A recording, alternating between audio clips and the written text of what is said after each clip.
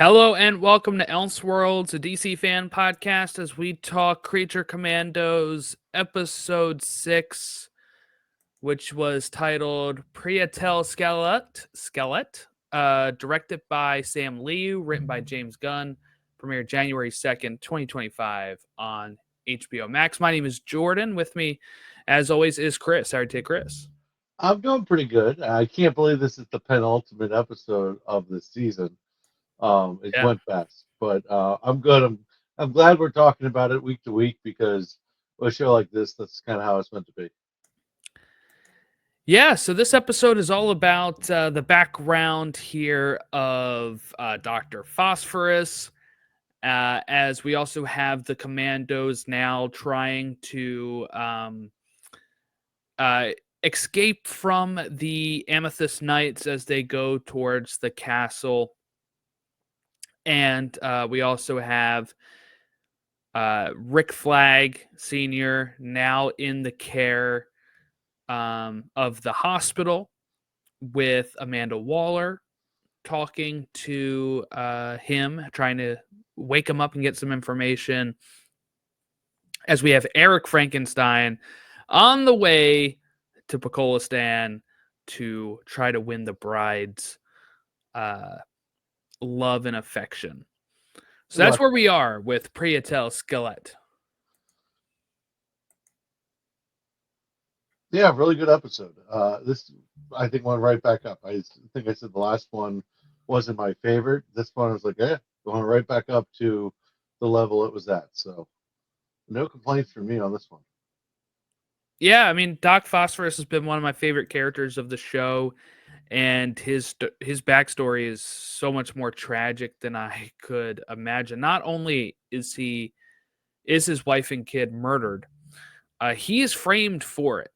Rupert Thorne makes sure that he has all the blood on him. He has fingerprints on the knife, and the performance by Alan Tudyk here, where he's just like sobbing as this is being forced upon him, was just really hard to watch at times, but like still a very good episode. Like, sometimes it can be overdone when this type of stuff happens, but I feel like they did it like the right amount in this. Yeah, I thought it was weird that the Rupert Thorne this looks so much like the Rupert Thorne we just saw in Creature Commandos, and I was like, it could have been like ripped from that cartoon. Um, and I know they're not connected, obviously, but I was like, man, they it's so similar. But yeah, it was good to get a little Gotham vibe in there. I felt really bad for this character. I thought that James Gunn said, yeah, he's not a good guy. So I thought, oh, his backstory is going to be something a lot more vile than this, a lot.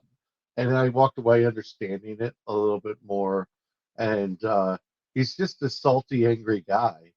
And what do salty, angry guys do? They get revenge and they live it up until Batman stops them. So, Yeah, I felt you definitely feel bad for Doc Phosphorus and what he's lost during the show, at the beginning here. But when James says he's not a good guy, we see that as well. When he gets his revenge, he doesn't get his revenge just on Rupert Thorne, right? He mhm. actually takes out Rupert's um, wife and kids as well. And I actually thought the whole time I'm like hoping that he's not going to kill this kid in Oh, I know, Pakistan, right? because he's like, you shouldn't have come here. Like Uh-huh. he's saying all this stuff to her. But he really just, ends the episode on him tossing her in the sky, pretending to fly like he did with his son. And he finally got to like relive that. And it was, yeah, he's not a good dude, but at least he didn't go, and hurt innocence in this case. I don't think he's evil. He has a bit of Yeah. a John Wick vibe to me. I don't think he's quite a bad guy as much as I wouldn't want to make him angry. And I think he's a little selfish after losing so much and feels almost entitled to take rather than, feel pain. and I understand that. Like he's replacing his the void with, yeah, I'll be a criminal enterprise, sure, why not? Yeah, he has Uh, nothing left, right? Like yeah, he has nothing left. There's no wife, there's no kid for him to worry about or to fall back on. It's almost like he he doesn't even have his identity, Jordan. right, He he can't. lost that part of himself, so Yeah, now it's like, why not just take over, right? Like we see him in the meeting and being like, look, anything that was Thorne's is now mine. Makes the power play. We see him, dancing it up with his men and shooting people. But I will say I was somebody that was like, raising my fist in the air when he went in there and started taking out Rupert Thorne. I yeah. felt bad for the wife and the kid, of course, but I was like, yeah, get their asses, right? Look what they did to you. There's a point where it's justified, and then there's a point where, okay, you got your revenge. Now you're just a vengeful. Now you're just being a bad guy. Like there's a Right, point right. where he crosses that line. But I, it's weird though because I don't feel I feel bad for him the whole time. Like I feel like this is a guy who had his life stolen from him, and now he's just this new person, and this new person. I mean, he's got new powers. Like the second he becomes the Doctor Phosphorus character, is the second that his whole identity just gone. So it's a very interesting when you think about it from that psychological standpoint. It's almost like Two Face a little bit. There's still a little bit of his memories and stuff there. He's still a little bit him, but he's this other guy now. I'll tell you why else I felt sorry for him, because the talk online completely ignored Doc Phosphorus. Everybody was wrapped up in studying a damn silhouette of the Batman Yeah, who appears in this episode. I kind of Batman went has that off. effect.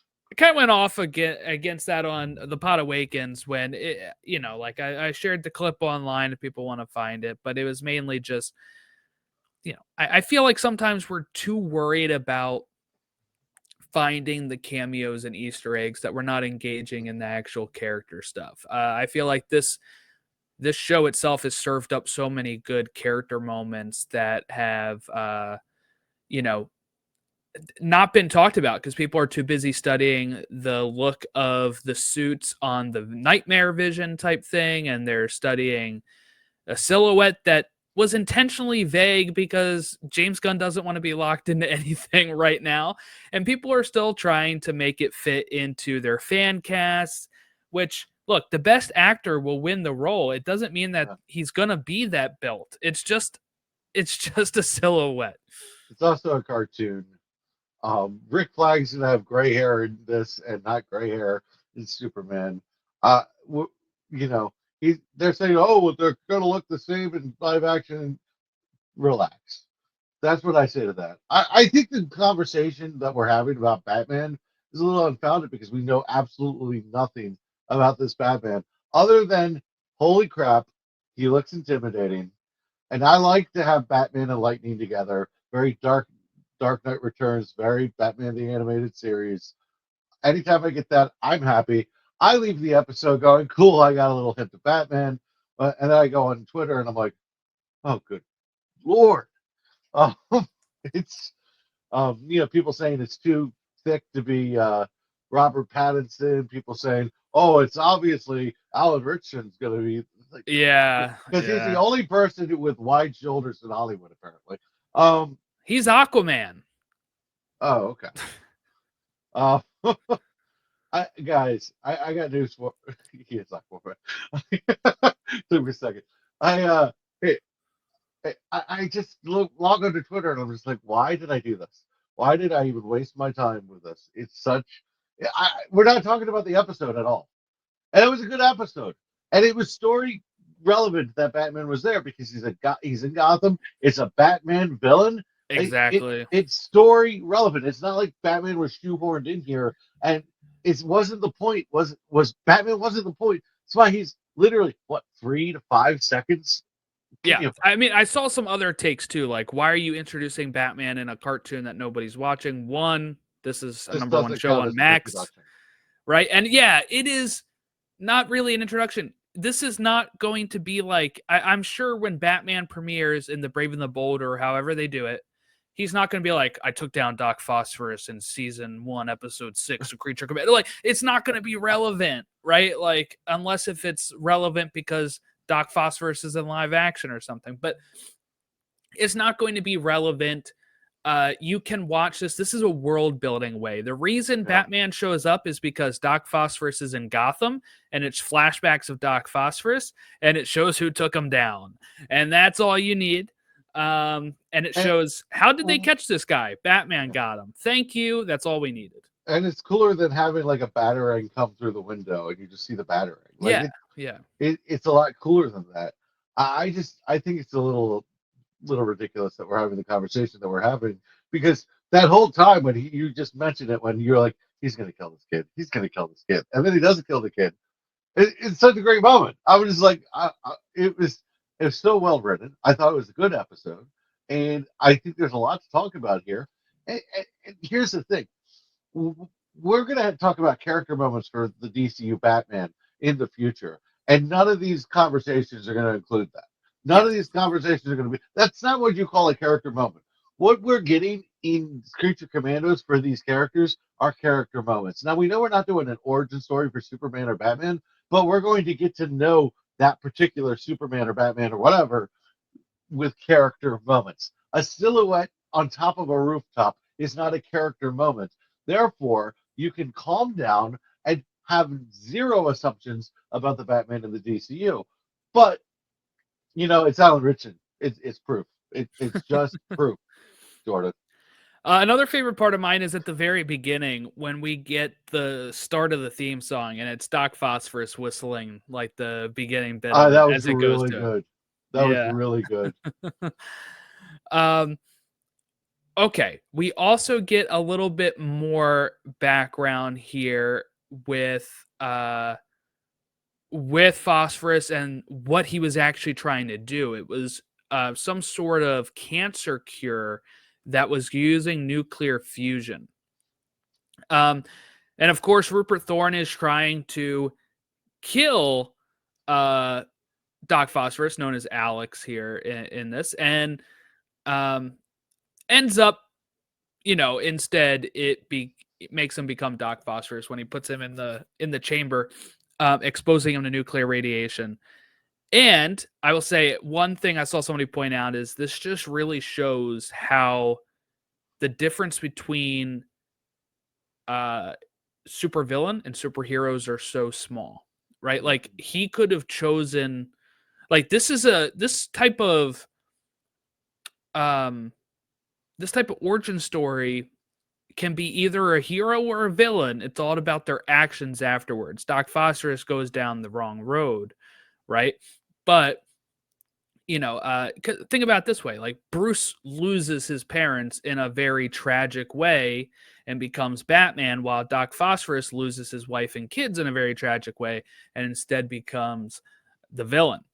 So just how similar that these two things can be, these two paths you can go down. It's almost like a fork in a road here, and it's which way are you going to take?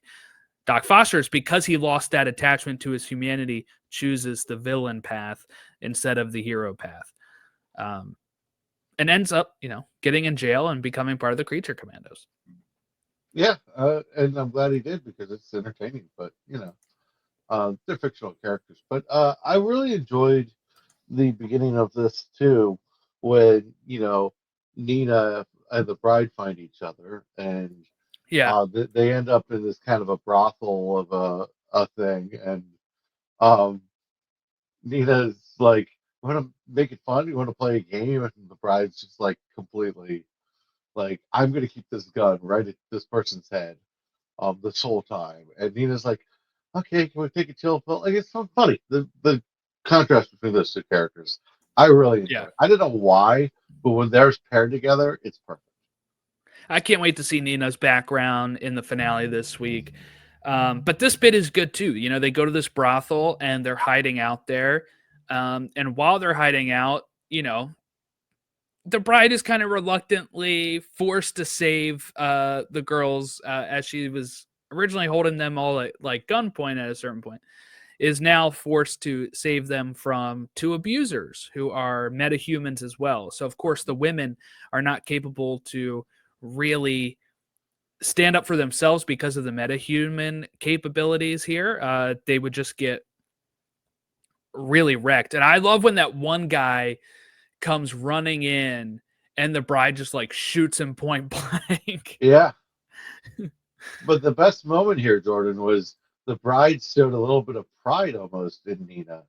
When Nina was trying to like, to do the right thing and defend the woman, and the bride's like, oh, holy crap, she's gonna kill this person. This is great, and it was like this little bit of pride that she had in Nina before the bride had to finish things. But I thought that was a nice moment. It's like the Nina's like, yeah, she's coming over to the dark side. Let's go. But yeah. Yeah. And then, of course, we had them all separated. Weasel runs off and he befriends a wolf pack who, he kind of teaches them how to play fetch, and they're playing fetch and falling asleep together. And I was so happy for my man Weasel. But he wakes up to a vision, a dream almost of the It's the princess. little girl, but she's the princess. Yes. Yeah. And this is what I thought as well. I thought it was very intentional that they were going to make her look like a grown-up version of this girl, because it is going to be a sore spot for Weasel, and he's going to want to save her. If you watch the preview for this week, you see Weasel kind of like bite on Phosphorus's hand here and not want to hurt the princess. So I do think Weasel is going to be maybe the first one to stop it, and then Frankenstein coming in and relaying that information might be enough to get them to turn around and not do it. Right. That is my thought here as we get into the finale coming forward.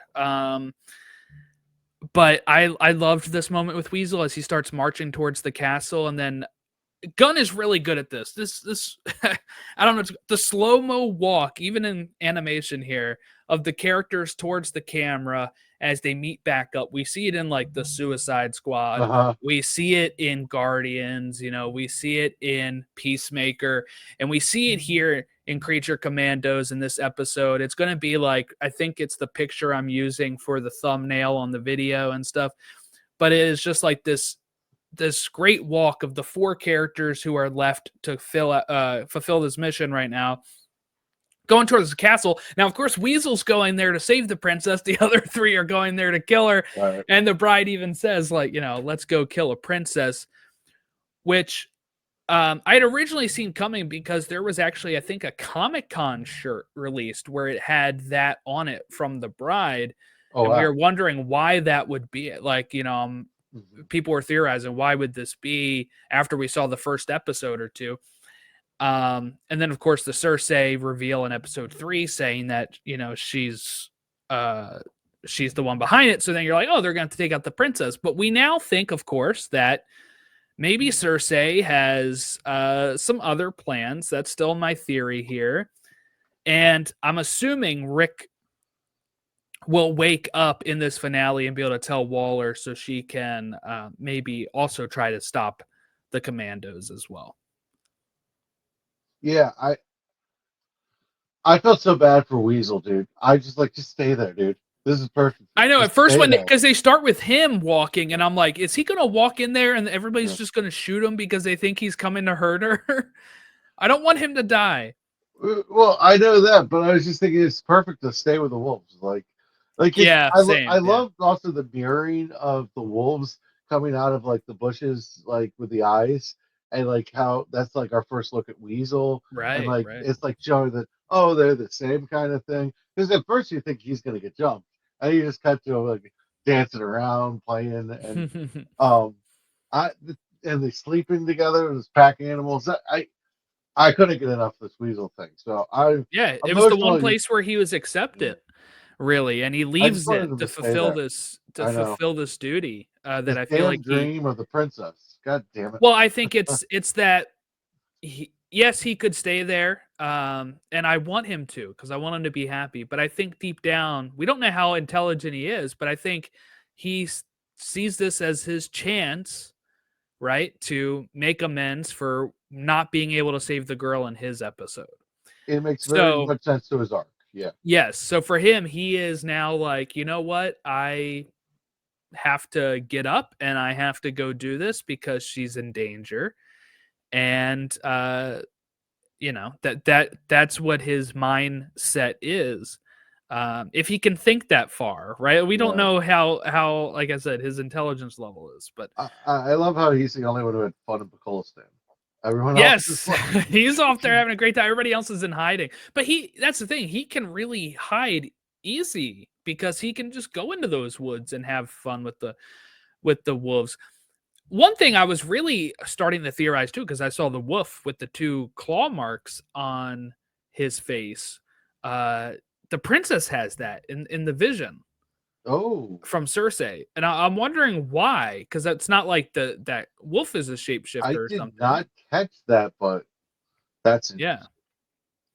could be Okay. nothing, could just be a same similarity thing, but that's what the princess has in the vision. She has 2 claw marks right here, which obviously is not going to be from Weasel if he is saving her, unless if she is actually the big bad, right? We just still don't know much here, but we have the finale coming up. We do know there's a post-credit scene in this finale as well. Don't know if that sets up season 2 or is just a fun post-credit scene from this season, but I think I heard something that it was supposed to just be a fun little gift to the fans. that's what I would think. That I would Yeah. think that over top of, because they didn't know for sure they were getting renewed. So There's not enough people watching the show to make a foundational post-credit scene. no, I mean not for like Superman, but for like a season 2 there could be. Yeah. Kind of like Suicide Squad's post credit scene where it's them um showing Harcourt and Economos that Peacemaker is alive. Like it could be something like that. But again, they didn't know they were going to be renewed, so I would doubt more on that, and I would think more in Yeah. the line of like a fun tag or something. The post-credit scene that I think about way too much. It doesn't going to mean anything. The one after Shazam: Fury of the Gods, or Economos and Hardcore are recruiting Yes. Shazam. I'm like, well, that was a fun little thing while it lasted 30 seconds. Yeah, I don't think that's happening. I'm glad now that Zachary Levi is kind of an annoying little whiner. I'm kind of enjoying that it's not. But All right. Let's see. Anything else happen in this episode that we haven't discussed yet? yeah, Viola Davis over Rick Flag is a little interesting. It's like Seems like she does really care about Rick Flag Sr. a little bit. She's uh Amanda Waller doesn't show a lot of emotions. That was as close as she gets. So that was interesting. Yeah. I guess we didn't really talk too much about this, but Frankenstein did have the correct idea to drop Rick Flag off at a hospital, at least. That's his friend. And then we see him on a plane killing some, I guess, Excuse more me. innocent people to get over to Pokolistan as he's Mind your talking business in a and fly. monologue. Yeah. Talking in a monologue about how the bride is going to kill somebody she shouldn't. Yeah. Excuse me. You said that Rick Flag is his friend. He's his best friend. True. True. Um, the Frankenstein must not have a lot of friendship in his life. Is all I'm thinking. But I would assume that outside of the woman that saved him and the dog, he has 0 friends. still right now 0. So yeah. No sight of the dog in the show, but past Yeah, that. he would be like 100 some years old by now. Yeah. So I think he is gone, unfortunately. But yeah, Frankenstein's best friend, Rick Flag. Best friend. Yeah. Well, I'm looking forward to it. We got 1 episode left here. I'm sure the finale episode that we talk about will probably be a little longer as we deal with the ramifications and maybe give our final grades on the show overall as we finally see where it has gone. I have one request for Max. Don't do that thing where you cut the little box as the credits go, and then say you might like, but there's a post-credit scene in this show. They're gonna do it. It's going to annoy me. Max has got to chill with that. Yeah, just the downside of streaming. All right, well, that'll wrap us up here. We have one more Creature Commandos recap to discuss, and that is next time when we discuss the finale, which is called A Very Funny Monster, directed by Matt Peters, written by James Gunn, and it's premiering January 9th, 2025 on the Max. On Max. Yeah, so that'll wrap us up here on that. And, next episode wraps up our Creature Commandos discussion as we'll start turning the page, looking at other Superman stuff as we prepare for Superman coming out in July. You can follow us at elseworldsdcfan on all of our social media. Have a great rest of your week. We'll catch you next time.